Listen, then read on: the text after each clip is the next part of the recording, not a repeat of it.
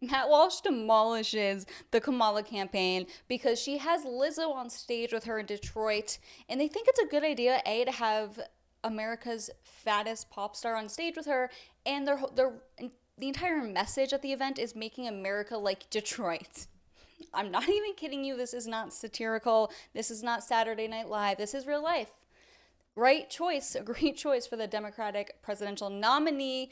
Have fun, guys, and make sure you like today's video. Subscribe to the channel. I post 2 new videos every single day. I held up a 1, but I meant 2. And maybe for the algorithm, comment in orange heart, and we'll get into it. Well, she's lost some weight. First of all, she's looking, she's looking less. She's looking less. She looks less. She looks like less of what she looked before. And I'll give her that. So, congratulations on that. She's eating healthy. And anyway, she's out campaigning for Kamala now also. And here she is on her way to the Kamala rally, showing off her means of transportation. Watch. This is how a bad saves democracy. You hoes couldn't even spell democracy. Ha! Okay, so now she thinks it's a good idea to call the other half of the country hoes that are too dumb to spell democracy. Got it. As she's going on to a private jet. I thought Democrats cared about the environment. They're always so hypocritical. Always. It's like, no, you can't have plastic straws, but I get to fly on a private jet. Give me a break.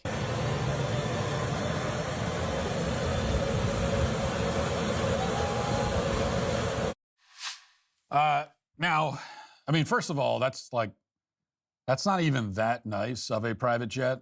Like, it looks like it seats probably 8 or 9 people, 7 if one of them is Lizzo. And, it's a private jet. It's nicer than what I fly most of the time. I'm flying commercial. But I'm just saying, like, if you're going to flaunt your private jet, it should be top of the line, I would think. And that's all I'm saying. But more to the point, it is, of course, gratuitous for a leftist on her way to campaign for Kamala Harris to be bragging about her private jet. And it just goes to show, what we already know, which is that these people don't believe any of the crap that they spew about climate change. They don't believe it at all. Nobody believes it. Like, nobody actually believes that human beings are ushering in some kind of climate apocalypse. Nobody believes that because nobody is acting like they believe it. Everybody is just living their lives like normal. And if your normal life includes flying, for most of us, our normal lives do not include private jets. But if it does, then, you're still flying on the private jet. Which, and I know this is the general take you have from conservatives, that nobody really believes this stuff. These people don't believe it. That's why they're flying in the private jets. And I think that's probably the case. Although sometimes I wonder, maybe we're giving them too much credit. We're kind of giving, like, the Lizzos of the world the benefit of the doubt by saying, and the Leonardo DiCaprios and the Al Gores, we're sort of giving them the benefit of the doubt by saying that, oh, well, you don't really believe this climate change stuff. That's why you're flying on the private jet.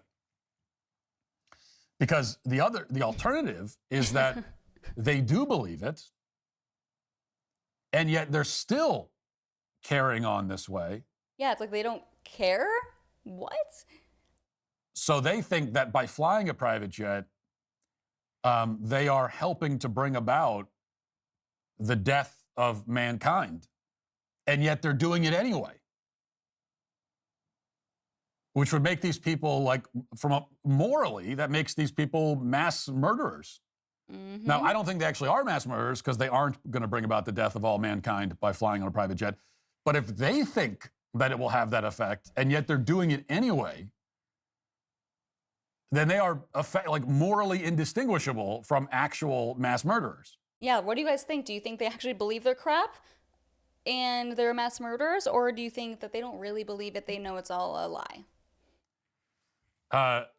So that's the other alternative here, is that either they're hypocrites or they are mass murderers. It's one of the two.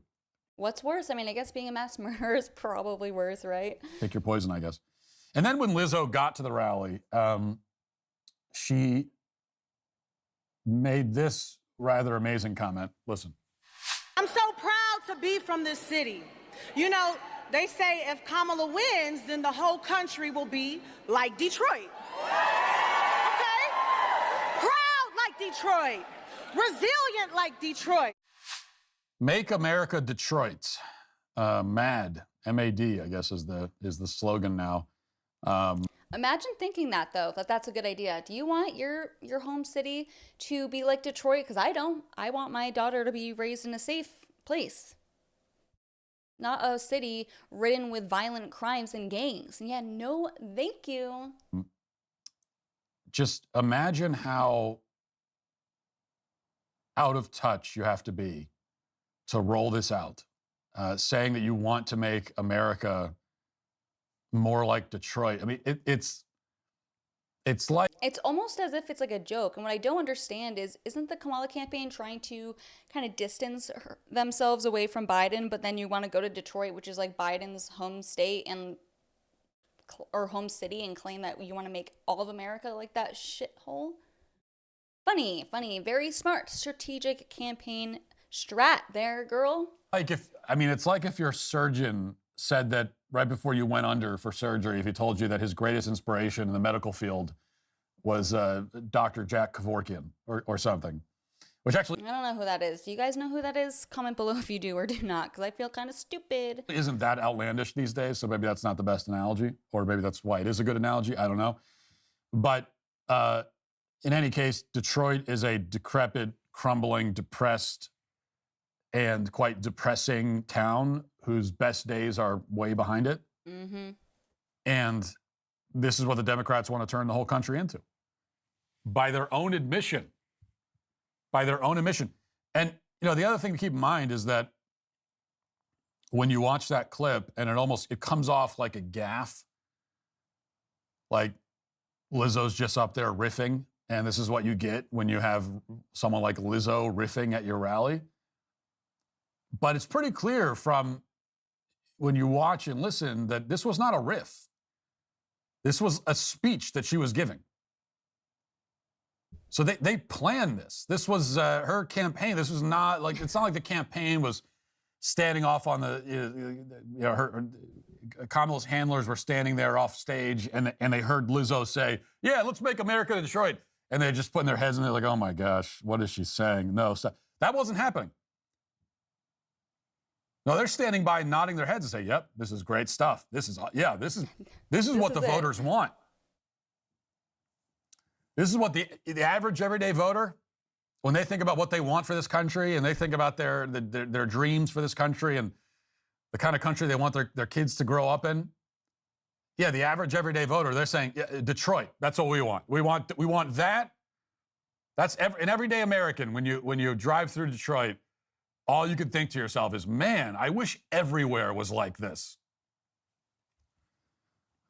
That's what Kamala's campaign thinks, apparently. So, I mean, out of touch doesn't even begin to describe it. Exactly. The Kamala campaign is simply out of touch. If you're still watching, comment the American flag for the algorithm. Thanks so much for watching, especially if you made it to the end of the video. You're the best. Help the video in the algorithm. And yeah, have a great day.